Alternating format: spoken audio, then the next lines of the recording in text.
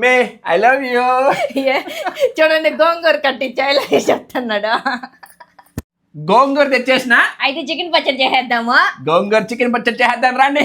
ఆకును కడిగేసి ఫ్యాన్ కింద తేమ లేకుండా ఆరబెట్టేసుకున్నాను. గోగాకును వాడుచుకునేయాలి. కొంచెం నూనె కూడా పోసుకోవాలి.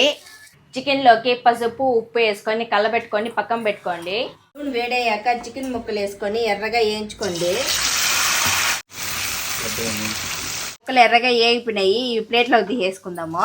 నూనెలోకి అల్లం వెల్లుల్లి పేస్ట్ వేసుకోవాలి. చికెన్ ముక్కలు వేసుకోండి. బాగా కొత్తలాడుతున్న ఈ చికెన్ ముక్కల్లోకి వచ్చేసి ఇప్పుడు గోంగూర పచ్చడి వేసేద్దాము. గోంగూర చికెన్ కి మసాలా ప్రిపేర్ చేసుకోవాలి. ఇదో చూడండి, చెక్క, లవంగాలు, యాలక్కాయలో మళ్ళీ అనాస పువ్వు మొగ్గేసుకోవాలి.